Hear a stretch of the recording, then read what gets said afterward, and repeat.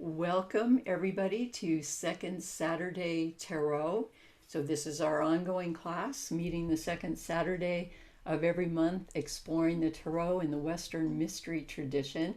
And today, for the very first time, we have a guest speaker. And I'm really excited to announce our guest speaker, JudyAnne Morse, who is a true tarot fanatic, certified teacher with Pacific Mystery School and with our Western Mystery Tradition studies. So JudyAnne has been working on this for many years, going deeper and deeper and deeper into the tarot mysteries of the Kabbalah and discovering and discovering. So today she's going to be presenting on the secret paths of the tree of life and what she is calling and opening to our attention the diamond sun gateways. Okay, so here we go. JudyAnne, welcome. Thank you. I'm going to say good morning because usually I'm in Columbus, Ohio, and it's afternoon when the class starts. So this morning I'm in Maui and I'm watching my nephew's house and their dog. So if you hear him barking in the background, that's why. So it's good morning. So I get to say good morning. It's very morning here. It's 7:15. So, and thank you, Pamela. It's such an honor to be able to present this to the class. As I'm happy to be known, I'm a tarot nerd, and this is going to be a little nerdy in one part, but it'll be recorded and you can go back and look at it if it gets too nerdy. But so this started a while back. Well, actually, very first course of, we get the basics of the Tree of Life and the Tarot of the Spirit deck. I did do the teacher training, finish the teacher training, and that, if you haven't taken it, I totally suggest you do it because it is such a solid foundation and then you layer on these second Saturday teachings, and that's kind of what happened with this presentation. So this has been brewing and stewing and on the back burner for over a year probably, and certain lectures that Pamela did really ignited something, and the next piece fell into place. So it's kind of like a big puzzle that has finally, all the pieces have fallen into place, and I'm really happy to share this. So what we're going to talk about is the secret paths of the Tree of Life and the Diamond Sun gateways. So what is the diamond sun? Pamela talked last month with her lecture on the harmonic convergence and how this symbol became aware to herself and her mother, Joyce Eakins, who painted the deck, the Tarot of the Spirit deck, and how this was incorporated then into the Tarot of the Spirit deck. So what is the diamond sun? It's a symbol that is unique to Tarot of the Spirit. The diamond sun represents the perfect balance in spirit, heart, mind, and body. It's the glory by which we orient and make our offering to the world. And as we know, glory is the six of fire in Tarot of the Spirit, and we will definitely be getting into that card very deeply later on in the lecture. The diamond sun holds the vision, purpose, vision of original purpose, the cosmic vision of love, beauty, peace, and insight. It's represented by a four-colored diamond, octahedral, or circle cross, showing the elements of fire, water, wind, and earth held in perfect balance. So this is the symbol that we're going to be talking about today. Here are some of the cards in Tarot of the Spirit that have this diamond sun symbol. These are just a few, there's more. And once I started working with this, every time I look at a card, something else shows up. This is, and I know Pamela says this after 40 years of working with it, you'll see something, you'll say, I never saw that before. So once I started working with this diamond concept, there's tons of diamonds all over the deck. It's really interesting that one thing can bring up so many other things. So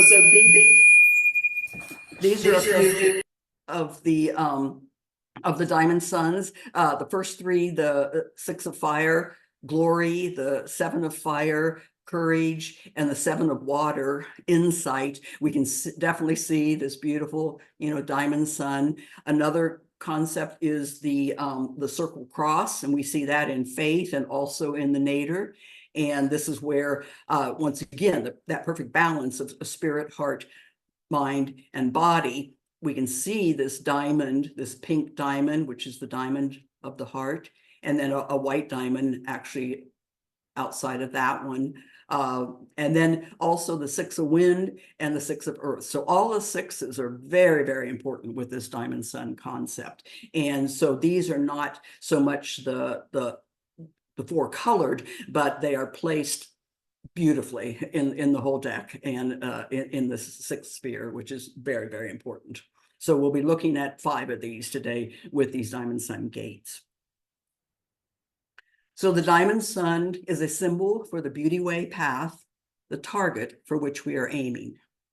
Beautiful before me, beautiful behind me, beautiful to the right of me, beautiful to the left of me, beautiful above me, beautiful below me, beautiful all around me, beautiful within me.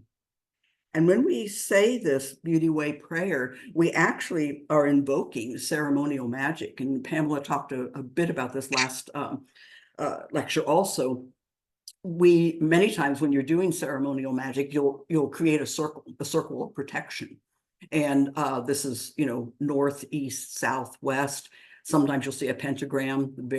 That pentagram is also a symbol of perfection. When you start ceremonial magic and you're going to perform a ritual, you'll create this circle. With the beauty way path, the before me, the behind me, the right of me, and the left of me are those 4 directions. But then we also invoke the above and the below. And when we do that, we have beautiful all around me, and it becomes a sphere then. So we are actually creating a sphere of protection around ourselves, and then beautiful within me. This is, and you say, well, what's that good for? Well, it's very good because I use it all the time when I travel. If I'm traveling somewhere, if I'm going into a gnarly situation with someone, just say this prayer real quickly, and you've surrounded yourself in this sphere of light and energy where you are protected. So that's just one simple way that you can actually use this beautiful poem to create a sphere of protection around yourself. So all this started with the lightning flash, and this was a lecture early on in Second Saturday. Unfortunately, this one's not recorded, not available on YouTube. All the other ones that I'll mention are, but we talked about lightning flash in many of the other lectures. But so with the lightning flash path, the entire tree of life is illuminated instantaneously, wherein radical insight occurs suddenly, and all aspects of the entire cosmos or any part of the cosmos are revealed at once. This is an aha moment of awareness. So after the lecture, I'll listen to lectures 3 and 4 times on YouTube because there's so much presented. But after the lecture, I pulled out the 8 of fire from the Tarot of the Spirit deck, and I was just contemplating on it. I was just looking at it, and in most your traditional lightning path visualizations you'll see, or presentations, you'll see the fire, the lightning enters sphere 1, it goes to the left, goes to the right, unless you're dyslexic, but it goes to the right into sphere 2, and then it crosses the Empress into sphere 3, and then it shoots down across the tree down here into sphere 4. This is one of the secret paths or hidden paths that we'll be talking about today. And then it continues on down the tree. So I'm looking at this and I thought, well, what if? And for me, whenever a what if comes up, that is that's an aha moment for me to pay attention to, an awareness for me, because something's going to be revealed. So I was sitting here and I thought, well, what if the lightning entered and it went left, back across the Empress into the 3rd sphere, and then, or second sphere, and then comes across here. So here we've got a second hidden path. And we know that whenever we work the paths or the spheres, the energy can travel both ways. It's a bipolar event, can go back. We can enter a sphere, go back out again, enter a path, go back and forth. So the energy is it goes both ways. So I looked at this. I just flipped the card and made a image of it. So I thought, well, that's interesting. So those two hidden paths were represented there. The path from 2 to 5 and 3 to 4. If we look at two different tree of life, and Pamela talks about this all the time, there's many representations of the trees of life, of the tree of life, and many artistic representations and paintings and everything. On the left-hand side, the tree of life glyph, this one is from the Jewish Kabbalistic tradition. And so on this one, the paths are right there. They're not even hidden. I mean, here they are. They're right here. The paths that are missing are these two down here. Okay. And then the path on the right is the tree of life glyph that we're studying in the Western mystery tradition. And so once again, we don't see these two paths. But are they really hidden? Are they really secret? I like the term unseen or unspoken. And so I'm going to be talking more about that rather than they're hidden from us or they're secret. And as we go along, you'll see once you see something, you can't unsee it. So that's like in the cards, something will show up and it's like, I never saw that before. But once I see it, it's there forever. So think of this when we're going through, and think of this when we continue to work, even in our tradition, even in the Western mystery tradition, these two paths are actually there. You know, they're just not drawn in on the picture. So so this was the next step that happened for me. Here we see the traditional lightning flash, you know, coming down in the traditional way that it does. This is sometimes known as the path of descension from sphere 1 down the tree, or the path of involution. When it gets to the bottom, we could also go back up, the path of ascension, the opposite way, or the path of evolution. So I flipped it. That's the way I saw it. But then when I saw this diagram, it made sense to me. We come down here, the half of the tree, pretty much half the tree is illuminated by the lightning flash. We go back up and the other half is illuminated. And then if we lay the two trees over themselves, this is kind of a tree of integration, and something really beautiful happens. We see 3 diamonds appear. So these are going to be the 3 diamond sun gateways, my term, for this integrated lightning flash that we've seen. One thing that's very interesting, another one of the lectures that you might want to look back on is the architecture of emanation. This was a few months ago. It's fabulous. It gives all the structure of the tree. It talks about the pillars and the girders and the triangles and all that. So that's another one that you might refer to if you want to go back and get deeper information on this. But what's really interesting is that each of these triangles, we have our cosmological triangle, 1, 2, 3. Okay, we have our ethical triangle, 4, 5, 6, and we have our astral triangle, 7, 8, 9. When we do the integrated lightning path, we get a reflection. We get a second triangle. So this upper triangle is reflected down here. The bottom triangle is reflected up here, and down here, this one is reflected up here. So we actually we end up having these diamond suns, this diamond shape. With this, and so we have each of these diamonds have one of the main triangles, the supernal or cosmological, we have the ethical triangle, and we have the astral triangle. Each of them also has one of the girders. These girders are very, very important for the structure of the tree. So each one of them has, the Empress is up here, Strength is here, the Tower is here. So we have a girder in each of them. We also have so if we take these, so this is a slide that you'll see different people have done interpretations of the tree of life. We see 4 circles.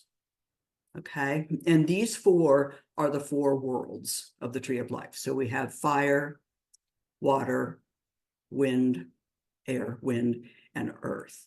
So this tree is totally balanced. We've got the worlds showing up. We've got the triangles, 3 triangles. We've got the girder. We aren't seeing the central pillar, but it's there, and also with the side pillars, we know it's there. So this whole thing really set off my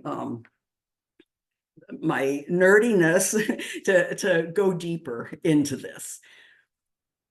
And so if we take this overlay, this tree of life diagram with the 4 circles representing the 4 emanations of the 4 worlds of fire, water, wind, and earth, 3 Vesica Pisces symbols are formed by these overlapping circles. And I know you guys know it, but this is the standard Vesica Pisces symbol, where you have 2 overlapping circles share a radius of the same length. This can be sideways too, but in this presentation, we're looking at it up and down. So when we look at this tree that we were just seeing, the diamonds, we also show that with these overlapping, we end up with 3 shaded areas, which are the mandorla openings. Mandorla is Italian for almond, so it's basically just an almond shape. But this shaded area openings are also called third eye openings, or the cosmic womb. And these eye centers are said to be portals to higher consciousness. So here we're tapping into some sacred geometry. And we see that these 3 mandala openings coincide with the 3 diamond sun gateways. So we'll go back here. So you can actually see the Vesica Pisces and the diamond itself on both of these. So here we have the diamond, and here behind it, you'll see, so here is this Vesica Pisces opening, here. They say that if you have straight lines, it's the masculine energy. If you have curved lines, it is feminine energy. And then where the central column and the girder, I should have drawn in the girder there. So right there, here are these points, and these are these portals to higher consciousness. And this is what's taught in sacred geometry. So just a little bit about the Vesica Pisces symbol. It's one of the most important symbols in sacred geometry, and all other geometrical shapes can be derived from this simple shape of the 2 overlapping circles. So if we take this Vesica Pisces and we kind of draw a circle within it, here it becomes the pupil of the eye. You can draw the other one out, so there's kind of like the eyeball. So here we have the eye. This is known as the third eye. And then over here, this is also, I love this slide, it's beautiful. This is also, sometimes this is called the cosmic womb, the womb of the cosmos. And I like this one because here we see the child here in this opening. This is it's also known as the yoni in Hindu, which is the vulva. So a very feminine symbol here. And then in the back, we'll see this is the flower of life. And I'll talk a little bit more about that, but this just is really beautiful. So here are these cosmic openings, this third eye opening and this cosmic womb, which coincide, incidentally, with the diamond suns on the tree of life. This eye symbol, this eye opening symbol, very important, appears many times in Tarot of the Spirit. I think one of them, it appears in the one of water, open channel. Also the 9 of fire is the eye of fire. You'll see the big, the big eye there. If we use this clear overlay that we have with our deck, we overlay it, we see with the high priestess, this is the high priestess of Tarot of the Spirit, we see that her face is centered right here in the center of Dot, the sphere of hidden knowledge. And Here's her third eye opening up here. Here's her third eye. It's right on the intersection of the high priestess and the empress. And we know where these two paths cross. This is called the doorway because the empress, her Hebrew letter is Dalet, D-A-L-E-T-H, and that means doorway. So here we have this eye opening centered directly in this very important doorway to higher consciousness. On the Seven of Water inside, this is one of the ones we're going to be looking at in depth later, we see pretty much the same thing, but here the eye, here we have our eye again. We have this third eye open. It's centered directly in Dot. This is the secret or hidden sphere, which isn't really on the tree. They say it's behind or around, or, you know, it's not really actually one of the spheres that are on the tree of life. And then beautifully, here's the octahedral diamond sun, which is centered directly, once again, on the high priestess and the empress. And right where it's centered is the doorway again. So this is kind of where I got the idea that I think that these diamond suns, where these paths cross, are actually doorways or gateways. I named them gateways. This is a fun slide. I just want to show you the progression of the circle and how important the Vesica Pisces is. So we have our circle. When we have two overlapping, here's the Vesica Pisces. When we add a third, we get the Trinity. If we add three more, we get one of the most beautiful, and I know everybody's heard of this, the seed of life, the seed of life glyph here. We expand that with more circles, and we end up with the flower of life. And beautifully within the flower of life, we can find the tree of life. So it just shows that everything's interconnected, everything's intertwined.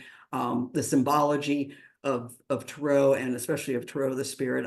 I don't think Joyce did a single brush stroke that was not meant to be where it is. And that's why this deck is just, it's my soul deck.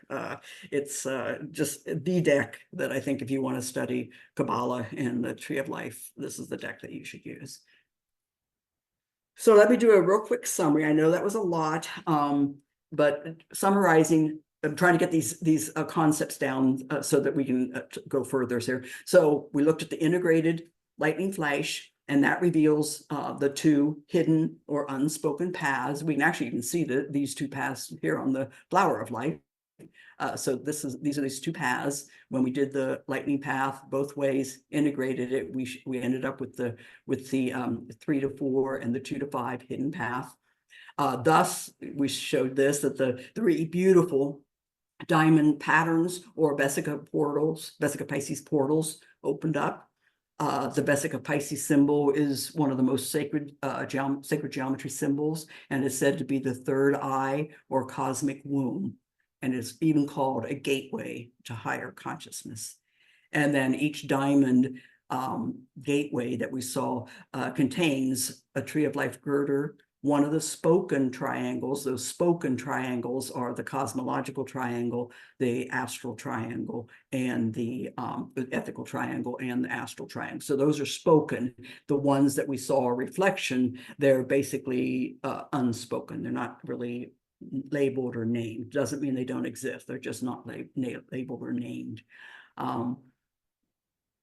So that's kind of the groundwork of what happened for me when we talked about the lightning path and where this was going. I kind of put it on the back burner then for a little while until another lecture came up and it got me thinking about it again. But I wanted to, excuse me, I've got a cold. I land in Hawaii on Sunday and I get a cold on Tuesday. So how's that? But so here's what we're going to be working with today. Here's the cosmological or supernal triangle, its reflection, which has been created by one of these lightning paths. Here's our ethical triangle, 4, 5, 6, this reflection, which was also created. And then we have our astral triangle, 7, 8, 9, and its reflection. So I was going to bed one night, and before I fell asleep, I had this image of this beautiful mountain, just a gorgeous mountain, and in front of it, this lake, this clear crystal lake. And I thought, as I was thinking about this, I think this image kind of really addresses what we're talking about here. You know, if you have a beautiful day, all the conditions are right, the sun's out, there's no clouds, the sun's shining on this beautiful mountain, the lake's clear, you're standing here, it projects this beautiful reflection of the original solid mountain. Okay, the clouds come in, or the sun moves, or it starts to rain, and the wind blows, and this gets all ripply, and it kind of disappears. And then later in the day, you may be standing at the exact same spot, but the conditions aren't perfect for you to see this mountain. And that's kind of what I think we're talking about here, that this potential for this diamond sun, these reflective triangles always exists. It's just whether we see them or not, or whether we are aware of their existence. And like I said, hopefully after this lecture, once you've seen it, you won't be able to unsee it. So I think that's cool. Okay, now we're going to I'll talk just a little bit about there are 16 hidden or unspoken paths on the tree of life. Sorry. You can overlay these two trees on top of one another, but it gets very, very complicated. And so that's why I split it up into, so you can see these better. In the background here, we have our original tree. You can see the structure of the original tree that we work with all the time. But we also have other paths. There's 16 hidden paths, unspoken paths is what I like to refer to them, where we know 1 and 2, we know that's the path of the fool. We know 1 and 3, that's the path of the magus. We know the high priestess goes from 1 directly down into sphere 6. It also, if you look at the tree, it also, 1 can go directly to 5. It can go directly to 4. It can go directly to 8. It can go directly to 7. We also can see where 5 also can go. We know the normal paths, 4, 5, 3, 5, 5, 8. You know, we know all these normal, but also 5, if you take away the other tree, it can go directly to sphere 9. It can go directly to sphere 10, and sphere 4 can go directly to 9 and to 10. So here are 8 of the 16 hidden paths. And on the other side here, we have 4 more hidden paths that go out from 2 and 3. So I'm going to read a gentleman named Ron Clark. This was an article I found on, I think I just checked his name and found it, about these secret paths and why they're unspoken about. The tree of life is constructed of 32 paths of wisdom, the 10 Sephiroth, and the 22 paths of the major arcana. There are also 16 hidden or unspoken paths of the tree of life. It is said that these secret paths exist as potentials, whose realization are unique to each traveler who walks them. Consequently, little value can be spoken regarding their individual meaning. We cannot assign letters to them or divine with scriptures or description or describe their experiential significance, such as we can with the 32 spoken paths. Knowing them is not a thing that can be transmitted by words from one person to another. Only the traveler knows the true meaning of the hidden paths.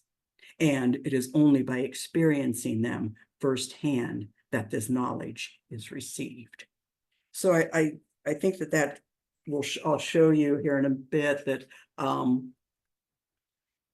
that I actually have named these 2 paths for what makes sense to me. And that's what we get to do. We get to play with the tree. We get to make it personal. So I haven't named these yet. I'll show you here in a second, but here's what we're going to be talking about. I'm going to be naming these 2 Avatar, and this is going to be the path of the peacemaker, and this is going to be the path of the warrior.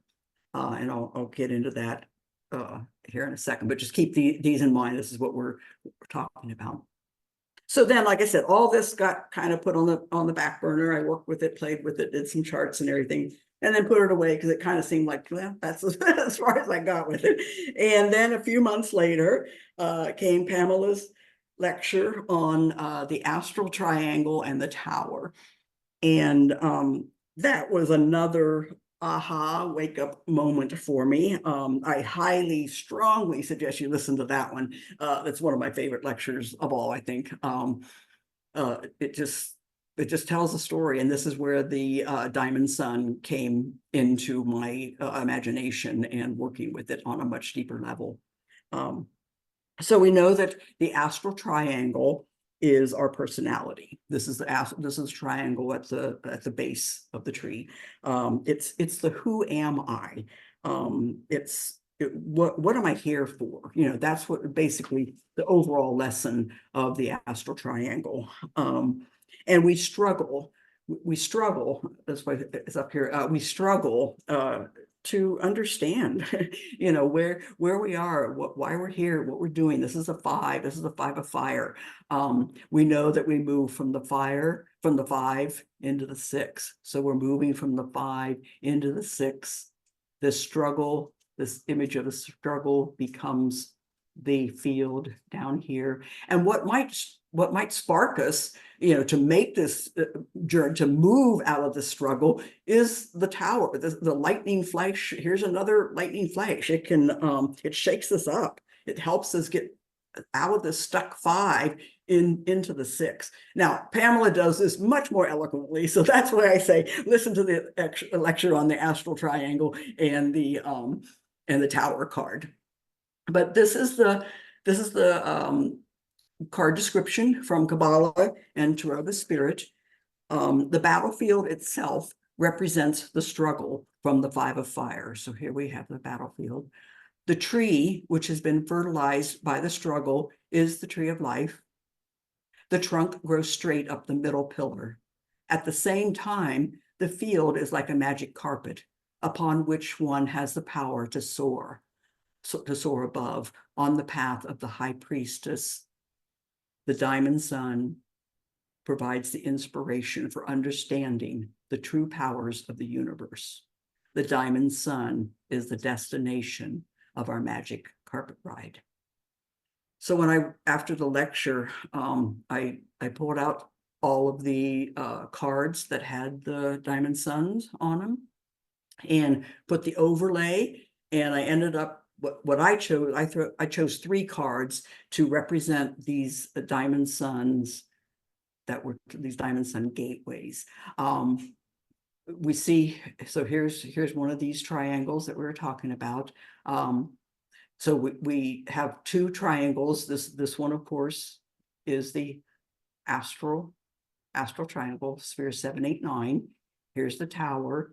In her lecture, Pamela talks about the tower being the foundation of this unspoken triangle, and it's the ceiling of the astral triangle. So when we put these 2 triangles together, here we have our diamond. And what's really important is the intersection. And this is the intersection of temperance and the tower. And this is one of the doorways. So this is what I feel is one of the gateways. This is also the Vesica Pisces Center that we talked about before. This is a gateway to higher consciousness. So for me, this card is called Glory. Pamela's secret name for it is called the Offering. And for me, I chose to call it the blueprint, because for me, it's like a blueprint for pathwork on the tree of life. Because doing our pathwork on the tree of life helps us to reconsider what we think we know. It helps us to understand what constitutes our power and our prison. Journeying into the tree can provide us with a sense of meaning, purpose, and direction. So I'd like to read this. This is also from Kabbalah and Tarot the Spirit. And this, I think, explains these diamond suns and how we can use this imagery to do path work. It's just a different way of doing path work. There's so many different ways of doing our path work on the tree. It is said that if we want to enact lasting change in our lives, we must first examine our personality. We then move up from the astral triangle, the personality, into the ethical triangle and re-examine our core values, our moral ethics. We come to understand that our ethical system of seeing the world is based upon our deep beliefs of our place in the universe. In order to understand change and embody an expanded ethical view of our world, we must continue up the tree into the cosmological triangle to revisit our beliefs about the cosmos itself and our place therein. It is in the cosmological triangle that we ask to receive a new vision of the cosmos. Having received this expansive new vision, we are deeply changed. We then travel back down the tree of life with our new vision deeply seated inside our inner temple. We reemerge into the ethical triangle with a new set of core principles and values. We return to the astral triangle of self, a changed person, and walk our new vision out into the world through the 10th sphere, Malkut. So for me, this started this whole way of looking at the diamond suns as gateways to travel on the tree. This image I just love, and I'm sorry, I've had it for years. I don't know where I got it. I think it was in somebody else's paper. But basically, if we think about it, it's actually the Jewish Kabbalistic tree overlaid with the Western mystery tradition tree, because now we have everything. We have these paths here, and we have our paths that we know of studying in the Western tradition, and the 3 diamonds show up beautifully. So I really like, now this is kind of my go-to tree, just when I'm working with this, because everything is there. Our girders, our columns, the diamonds are showing up. So once again, after the lecture, I pulled out all the cards that had diamond suns in them, and I got our little overlay, and I overlaid it over each of these cards, and I chose 3. The six of fire glory is my blueprint. This is my blueprint for how we work our pathway on the tree of life. But then I chose to represent the diamond suns. I chose the 6 of water, the 6 of wind, and the 7 of water. And I'll show you when we overlay how beautifully these lay right within the grid that we've been talking about. So here's the 6 of water, faith. Once again, this is the card description from Kabbalah and Tarot of the Spirit. That which you seek is within and all around you. Centered in this sacred space, you are protected and supported. Thus, you can go forth in faith, in innocence, childlike and full of wonder. It is as if you are seeing and knowing for the first time. This is the lesson of the 6 of water. The truth is that dissolution is a sacrament. And this is my word, dissolution of the egoic personality. To realize where you are and who you are is the challenge. 6 of water shows you how to center yourself in faith. It is safe for me to let go of the ego and move up the tree and examine my ethical and moral self. So if we overlay the 6 of water with the tree of life, the transparent tree of life, actually we'll see that this is a little complicated here. Actually, we could have chosen, let me go to the next slide here. We could have chosen I could have chosen the 6 of water to actually represent not only the astral triangle, but also the ethical triangle, because this card, the 6 of water, is probably my favorite card in the whole deck. It is the center of the tree of life. There is so much sacred geometry going on in this card. We can't talk about it. I could talk until 5 o'clock tonight, but I don't think y'all want to stay till 5 o'clock tonight. But so we can see in the overall card, this is one of the diamond suns. We talked before, this is the circle cross. Back so you can see it without the overlay. So this is just another representation of the diamond sun. It's totally balanced with spirit, heart, mind, and body. It's just in a circle, but yet it sits within this beautiful pink diamond, which is the diamond heart, and actually sits within a second diamond, that surrounds it. So that is the bottom part of the card. We also could take this next diamond, the ethical diamond that we've talked about. So actually this card could cover both of these. We can say it could give us the diamond gateways for both the ethical and the astral triangle. I chose, so here's kind of what we're looking at. But I chose the Six of Wind to be the diamond sun gateway for the ethical triangle. The diamond is centered at the crossing of the path of strength and the path of the high priestess. Sorry, this beautiful diamond is centered here. Inside the diamond are the wings of transformation. Your mental and moral faculties have come into a higher balance. It is time to move steadily in the direction of the higher power of yourself. That's a description of the Six of Wind. If we overlay the Tree of Life, it lays beautifully. The whole diamond is right here in the center of the card. Totally represents a diamond sun gateway. The path of the high priestess and the path of the strength is right in the center of the card. And this is the gateway that I've chosen to call the gateway. Once again, this I have, you can look over these when we post it to YouTube. But once again, it's just these two adjoining triangles are centered above and below one of the girders. So the ethical triangle, here we have our spoken triangle, 4, 5, 6. Its ceiling is strength, and then we have an unspoken triangle, its reflection, which is 11, 4, and 5, and that creates a beautiful diamond.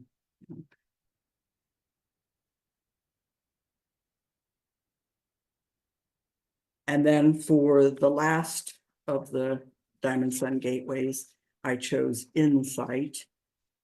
Very selfish choice. It's my destiny card. It's the card that I came in with on the wheel, the Tarot of the Spirit wheel, is 7 of Water. And and I showed this earlier with the high priestess, because here is very important third eye opening, and here's a beautiful octahedral diamond sun here. In the lower half of the card, 6 chalices slosh inside the dark pyramid of the past. The upper tip of the pyramid is the pupil eye, or the womb of Bina, the Vesica Pisces. The third eye is centered in Dot, the sphere of hidden knowledge. It is centered on the path of the high priestess. The seeing eye of intuitive or psychic power is wide open.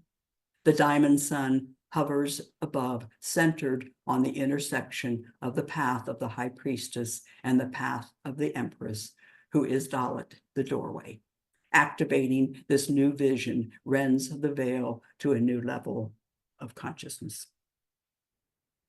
So if we put the overlay, here we see with the these are the 2 hidden paths that we are talking about. We see this diamond, and it's beautiful. This card perfectly centered. The diamond sun's perfectly centered here on the path of the high priestess and the empress. That third eye open, totally right here for insight. So for me, the faith, clarity, and insight, those cards just totally represented. And once again, just another one of these. Like I said, I just was trying to be consistent. You can look at these in more depth when we get to the YouTube presentation. But so we get to so here's what when I did those, the other paths were named, down there. We had, death and all the paths were already named. But like I said, when we bring up these two new hidden paths, they're not named. There is no names for them. And that's why we talked about they're unspoken, they're unnamed paths. So I was thinking about what would I name these paths? And I was just thinking about it, and all of a sudden the word avatar came to me. And I thought, that's interesting. I think that we all think of Avatar in the 20th and 21st century. It's a game, a gaming piece where you choose your avatar and you give your avatar different attributes to play this game. That was my concept of Avatar. But really,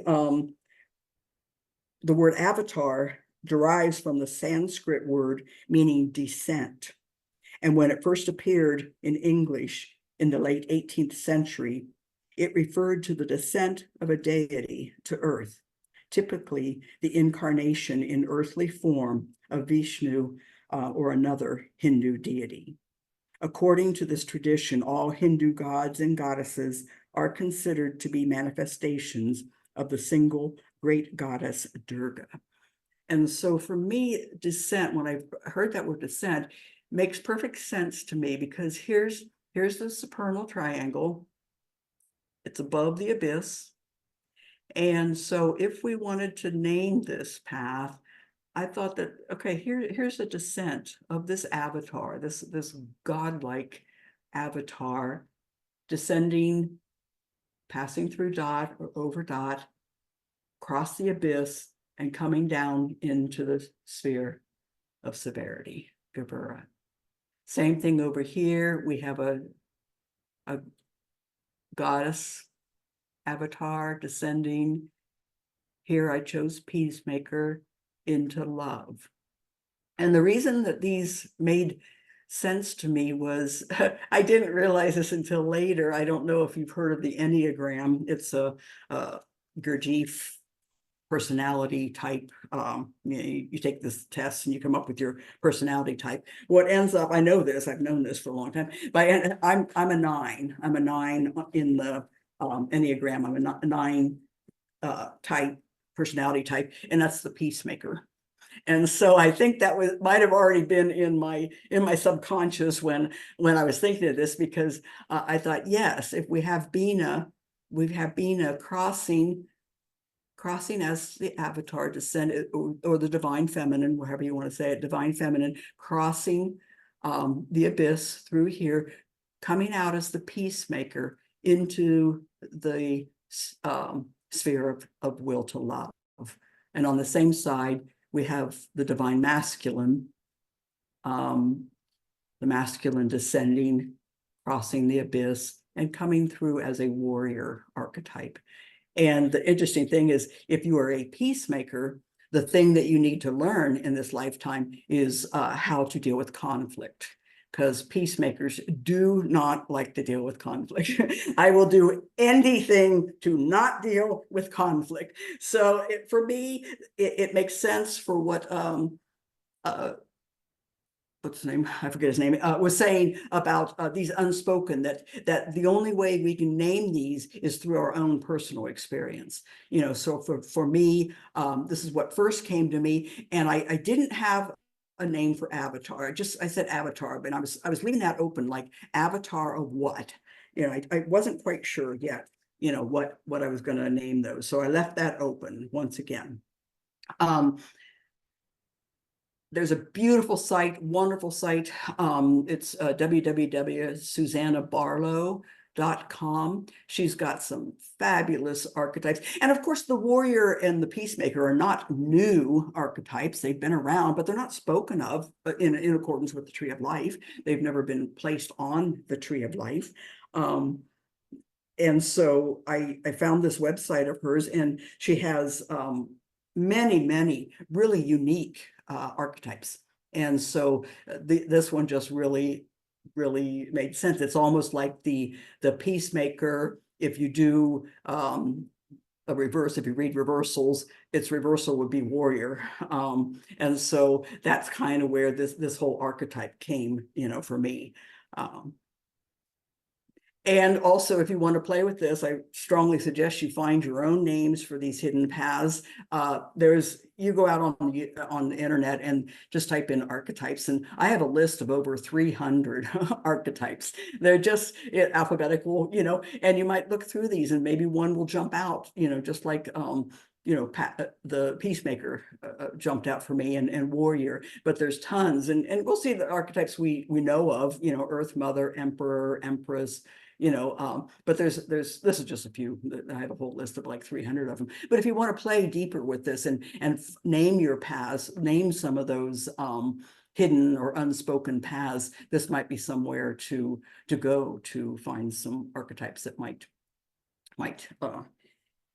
inspire you. And that was interesting because when Pamela was talking about the harmonic convergence and Jose Arguellos, he said that that this is a time for new archetypes to come forward. And so I think that's where we're at with the new change, all the new changes that are happening in our world, AI, all the new stuff. We're going to see new archetypes. We're going to see new names for new archetypes. And that's how we keep the tree alive and living, is by bringing it current and putting our input into it. So so once again, then I put that on the back burner. It was like, okay, I've got Avatar. I don't know Avatar of what, I don't know. I've got the Peacemaker and the Warrior, and so I got to put it on the back burner. And then Pamela came up with the lecture, the pattern on the tree, the 3 mother letters. This one's also available on YouTube, so I encourage you to look at it. But we're talking about the three mother letters, the 3 main Hebrew letters. And we know that Aleph is primal air, and it's the path of the Fool, which connects sphere 1 and sphere 2. Mem is primal water, and it is the Hanged Man, path of the Hanged Man, and it connects sphere 5 and sphere 6. And then we have resurrection, Sheen, which is primal fire, and it connects spheres 8 and sphere 10. So Pamela asked us in class, so what's the nature? How would these paths be connected? How would we connect primal air, primal water, and primal fire? And she showed us the secret path from sphere 2 to 5. If we have that path in there, all the primal letters are connected. And then she asked us, what is the nature of the secret path? And then she suggested, what if we called this the path of chaos? And lightning flash, I said, okay, so if this is a path of chaos, I'm going to call this one, the other secret path, the path of cosmos, because that's order. So we have chaos, we have order. So now I have my avatars. I have the avatar of chaos. I have the avatar of cosmos. The avatar of chaos goes into the warrior. The avatar of cosmos goes into the peacemaker. And I just found a couple images. So here's my avatar of chaos, the masculine force. And here's my avatar of cosmos, the divine feminine.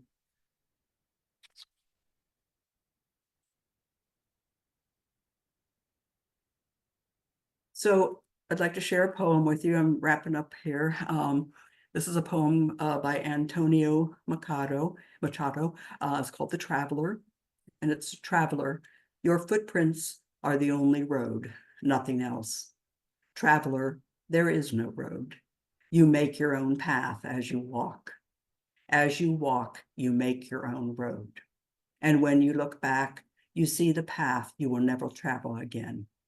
Traveler, there is no road, only a ship's wake upon the sea. And that brings us to the 6 of earth, beauty, and you are home. So I put together just a 4-card reading that we might want to play with. This is I just called it a Diamond Sun Gateways reading. And the big question I found was, as we're doing this path work, is how does our seeking change us? And so here are the 4 cards that I think are that there are 4 of the Diamond Sun cards that really help us to change our being. So it's faith, clarity, insight, and glory. So if we want to look at the card number 1 for the Astral Diamond Gateway, question I would suggest is, what stories am I telling myself about my world? Card number 2 is the Ethical Diamond Gateway. How can I center and refine my spirit, heart, mind, and body to achieve harmonious synergy? And then we move up to the Cosmological Diamond Gateway. And what mystical realization about the cosmos guides me on my path of becoming the walking tree of life? And then on the 4th card, which I look at as it is glory. It's also the offering. I see it as the blueprint. How can I make of myself an offering on the altar of life? So thank you very much for your attention. I hope that wasn't too geeky. I really appreciate the opportunity to have shared this panel. That means a lot to me. And I think this group is my soul group. I love you guys. So. Well, we love you too, JudyAnne, and I want to say that was absolutely incredible. Thank you so much for this lecture. I think we are all blown away by it. Yay, JudyAnne. Woohoo! Thank you. Thank you so much, JudyAnne. Yeah. All right, see you soon. All right.